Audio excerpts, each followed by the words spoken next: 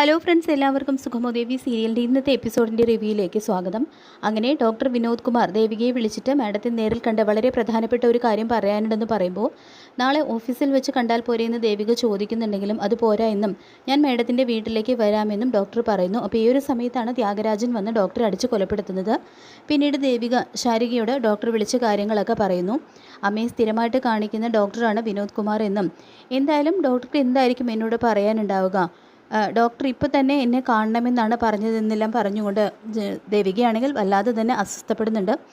എന്നാൽ പിന്നെ ചേച്ചി ഡോക്ടറെ ഒന്ന് വിളിച്ചു നോക്കാൻ ശാരിക പറയുന്നുണ്ട്. അങ്ങനെ ദേവിക ഡോക്ടറെ വിളിച്ചു നോക്കുന്നുണ്ടെങ്കിലും ഫോൺ സ്വിച്ച്ഡ് ഓഫ് ആണെന്ന് മനസ്സിലാകുന്നുണ്ട് കേട്ടോ ദേവികയ്ക്ക്.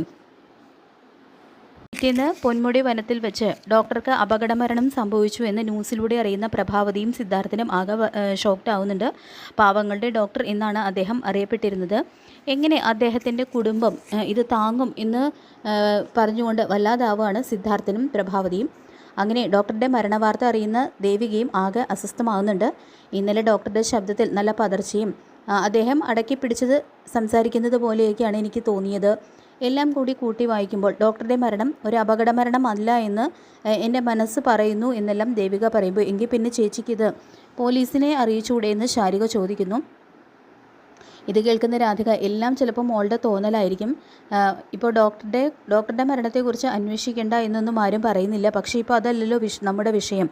നന്ദൻ എവിടെ? നന്ദനെക്കുറിച്ച് ഇതുവരെ ഒരു സൂചനയും നമുക്ക് കിട്ടിയിട്ടില്ലല്ലോ എന്നെല്ലാം രാധിക പറയുമ്പോൾ ആ DYSP മനഃപൂർവ്വം കേസ് ഉഴപ്പാണ്. എന്തായാലും ഇന്നത്തോടെ എല്ലാത്തിനും ഒരവസാനം ഉണ്ടാക്കണം, ചിലരെയൊക്കെ കാണാനുണ്ടെന്ന് പറഞ്ഞുകൊണ്ട് ദേവിക പോകുന്നു. പിന്നീട് ത്യാഗരാജൻ പ്രകാശിനോട് പറയുന്നുണ്ട്, ഞാൻ മനസ്സിൽ കണ്ടതുപോലെ തന്നെ കാര്യങ്ങളൊക്കെ നീ പെർഫെക്റ്റ് ആയിട്ട് ചെയ്തു. ഇനി നീ പരോള് കഴിഞ്ഞ് ജയിലിലേക്ക് പോയാലും നിനക്ക് സുഖമായിട്ട് ജീവിക്കാനുള്ള അത്രയും പണം ഞാൻ തരും. മാത്രമല്ല നീ ആഗ്രഹിക്കുന്ന സമയത്തൊക്കെ നിന്നെ പരോളിൽ നിന്നും ഇറക്കും. തുടർന്ന് തനിക്ക് തരാൻ പോകുന്ന പണത്തെക്കുറിച്ച് പ്രകാശ് ചോദിക്കുമ്പോൾ നീ ആവശ്യപ്പെടുന്ന പണം ഞാൻ തരണോ അതോ ഞാൻ മനസ്സിൽ കണ്ടിട്ടുള്ള ആ തുക നിനക്ക് തരണോ എന്ന്. ഞാൻ മനസ്സിൽ കണ്ടിട്ടുള്ള തുകയാണെങ്കിൽ നിനക്കത് സ്വപ്നം കാണാൻ പോലും കഴിയാത്ത അത്ര വലിയൊരു എമൗണ്ട് ആയിരിക്കും. ആയുഷ്കാലം മുഴുവൻ നിനക്ക് സുഖമായിട്ട് കഴിയാമെന്നെല്ലാം ത്യാഗരാജൻ പറയുമ്പോൾ എങ്കിൽ പിന്നെ ചേട്ടൻ്റെ ഇഷ്ടപ്രകാരം മതി എന്ന് പറയുന്നുണ്ട് പ്രകാശ്. തുടർന്ന് നന്ദനെയും ഋഷിയെയും എന്തിനാണ് കിഡ്നാപ്പ് ചെയ്തു കൊണ്ടുവന്ന് അടച്ചിട്ടിരിക്കുന്നത് എന്ന് പ്രകാശ് ചോദിക്കുമ്പോൾ ത്യാഗരാജൻ അത് പ്രകാശിനോട് പറയുന്നില്ല. സമയമാകുമ്പോൾ മാത്രം നീ എല്ലാം അറിഞ്ഞാൽ മതി എന്നാണ് കേട്ടോ ത്യാഗരാജൻ പറയുന്നത്.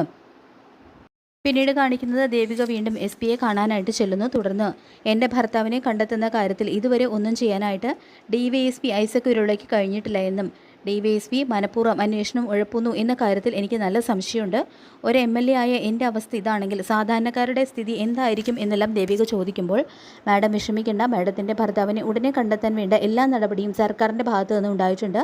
അതുകൊണ്ട് അന്വേഷണത്തിൻ്റെ ചുമതല DYSP ഐസക്കിൽ നിന്നും മാറ്റി പുതിയ ടീമിനെ ഏൽപ്പിക്കാൻ പോവുകയാണെന്നും SP പറയുന്നു. അപ്പോൾ ടീമിനെ നയിക്കുന്നത് വസുന്ധര IPS ആണെന്നുകൂടി കേട്ടതോടെ സന്തോഷവും സമാധാനവും ആശ്വാസവും ഒക്കെ ആവുന്നുണ്ട് കേട്ടോ ദേവിക്ക്. തുടർന്ന് SP ഐസക്കിനെ വിളിപ്പിക്കുന്നു. എന്നിട്ട് ഹോം ഡിപ്പാർട്ട്മെൻറ്റിൽ നിന്നും ഒരു അനുമോദന സന്ദേശം വന്നിട്ടുണ്ട്. 3 മാസം അവധിയിൽ പോകാം എന്ന് പറഞ്ഞുകൊണ്ട് സസ്പെൻഷൻ ഓർഡർ DYSP ഏൽപ്പിക്കുകയാണ് SP. തുടർന്ന് നന്ദൻ്റെ മിസ്സിംഗ് കേസിൻ്റെ അന്വേഷണം നടത്താനായിട്ട് പുതിയൊരു ടീമിനെ നിയോഗിച്ചിട്ടുണ്ട് എന്നുകൂടി പറയുന്നു. അപ്പോൾ അത് കേട്ട് ആകെ ഷോക്കായി പോവുകയാണ് കേട്ടോ ഐസക്ക്. അങ്ങനെ നന്ദൻ്റെ മിസ്സിംഗ് കേസ് അന്വേഷിക്കുന്നതിൽ നിന്നും ഐസക്കിനെ മാറ്റിയിരിക്കുന്നത് അയാൾക്ക് വലിയൊരു തിരിച്ചടി തന്നെയാണ് ആയിരിക്കുന്നത്. ഐസക്കിന് മാത്രമല്ല ഇസബെല്ലയ്ക്കും കെവിനും ഒക്കെ ഇതോടുകൂടി തന്നെ കുടുങ്ങും എന്നുള്ള കാര്യം ഉറപ്പാണ്. ഇതിപ്പോൾ നന്ദൻ്റെ മിസ്സിംഗ് കേസ് മാത്രമല്ല, അതിനോട് ബന്ധപ്പെട്ട് നന്ദനെ കൊടുക്കാൻ വേണ്ടിയിട്ട് ഋഷി മരിച്ചു എന്ന് പറഞ്ഞുകൊണ്ട് വലിയൊരു നാടകം തന്നെയാണ് അവർ നടത്തിയിരുന്നത്. അപ്പോൾ ആ ഒരു ചീറ്റിങ്ങിൻ്റെ പേരിലും അവരെല്ലാവരും അകത്തു പോകും എന്നുള്ള കാര്യം ഉറപ്പാണ്. ശേഷം ദേവികയാണെങ്കിൽ ചന്ദ്രോത്തെത്തി ഈ ഒരു സന്തോഷ വാർത്ത പ്രഭാവതിയെയും സിദ്ധാർത്ഥനെയൊക്കെ അറിയിക്കുന്നുണ്ട്. നമ്മുടെ പ്രാർത്ഥനയ്ക്ക് ഫലം ഉണ്ടായി അമ്മേ. നന്ദുവിൻ്റെ അന്വേഷണ ചുമതലയിൽ നിന്നും DYSPയെ മാറ്റി പകരം SIT ടീമിനെ നിയോഗിച്ചു എന്നും അന്വേഷണം നയിക്കുന്നത് വസുന്ധര മാഡമാണ്. മാഡം ഉറപ്പായും നന്ദുവിനെ അന്വേഷിച്ച് കണ്ടെത്തും എന്നെല്ലാം ദേവിക സന്തോഷത്തോടെ പറയുമ്പോൾ മീരയുടെ കൊലപാതകവും അന്വേഷിച്ചത് ഈ വസുന്ധര IPS തന്നെയാണല്ലോ, എന്നിട്ട് എന്താ ഉണ്ടായത്? പ്രകാശ് പറയുന്നു പ്രകാശ് നിരപരാധിയാണെന്ന്. അപ്പോൾ പിന്നെ നന്ദൻ്റെ കാര്യത്തിലും അന്വേഷണം ശരിയായ രീതിയിൽ പോകും എന്നുള്ള കാര്യത്തിൽ എനിക്കത്ര വിശ്വാസമൊന്നും ഇല്ല എന്നെല്ലാം പ്രഭാവതി പറയുമ്പോൾ നന്ദുവിനെ മാഡം അന്വേഷിച്ച് കണ്ടെത്തും എന്നുള്ള കാര്യത്തിൽ എനിക്ക് പൂർണ്ണ വിശ്വാസമുണ്ട്.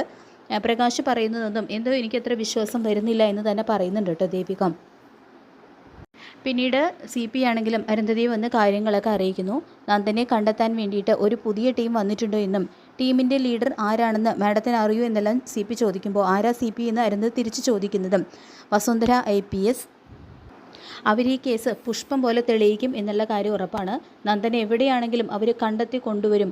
അത്രയ്ക്ക് സമർത്ഥയായ ഒരു പോലീസ് ഓഫീസറാണ് അവരെന്നുകൂടി CP പറയുന്നുണ്ട്. അങ്ങനെ വസുന്ധര IPS ചന്ദ്രത്ത് എത്തുന്നു. അവിടെ നിന്ന് തന്നെയാണ് അവർ അന്വേഷണം തുടങ്ങാനായിട്ട് പോകുന്നത്. അപ്പോൾ സിദ്ധാർത്ഥനെയും പ്രഭാവതിയെയും ദേവികയൊക്കെ ചോദ്യം ചെയ്യുമ്പോൾ അവർ ഇതുവരെ സംഭവിച്ച കാര്യങ്ങൾ മുഴുവൻ ഒന്നൊന്നായിട്ട് വസുന്ധരയോട് തുറന്നു പറയും. അതായത് നന്ദനെ കൊടുക്കാൻ വേണ്ടിയിട്ട് ഋഷി കളിച്ച ചതിക നാടകത്തെക്കുറിച്ചും ഇസബല്ലയും കെവിനും എല്ലാം അതിന് കൂട്ടുനിന്നു എന്നും അങ്ങനെ എല്ലാ കാര്യങ്ങളും ഒന്നൊന്നായിട്ട് വസുന്ധരയ്ക്ക് മുന്നിൽ അവർ വെളിപ്പെടുത്തും എന്നുള്ള കാര്യം ഉറപ്പാണ്. മാത്രമല്ല പരോളിൽ ഇറങ്ങിയ പ്രകാശ് അവിടെ വന്നിരുന്നു എന്നും അയാൾ ഒരു തെറ്റും ചെയ്തിട്ടില്ല എന്നൊക്കെയാണ് പറയുന്നത് എന്നുള്ള കാര്യങ്ങൾ കൂടി അവർ പറയും എന്നുള്ള കാര്യം ഉറപ്പാണ്. അപ്പോൾ എന്തായാലും സമർത്ഥിയായിട്ടുള്ള വസുന്ധര IPS പോലീസ് ഉദ്യോഗസ്ഥയായ വസുന്ധര IPS എല്ലാത്തിനും ഒരു തുമ്പുണ്ടാക്കും. ഇതിന് പിന്നിൽ കളിച്ചിരിക്കുന്നത് ത്യാഗരാജനും പ്രകാശും ആണ്. അവരാണ് നന്ദനെയും ഋഷിയെയും തട്ടിക്കൊണ്ടു പോയിരിക്കുന്നത് എന്നുള്ള കാര്യങ്ങളും അവർ കണ്ടെത്തും എന്നുള്ള കാര്യം ഉറപ്പാണ്. അപ്പോൾ നമുക്ക് കാത്തിരിക്കാം. വരാൻ പോകുന്ന എപ്പിസോഡുകൾക്കായിട്ട് ഈ റിവ്യൂ ഇഷ്ടപ്പെട്ടെങ്കിൽ ലൈക്ക് ചെയ്യുക, ചാനൽ കൂടി ഒന്ന് സബ്സ്ക്രൈബ് ചെയ്ത് സപ്പോർട്ട് ചെയ്യുക. താങ്ക്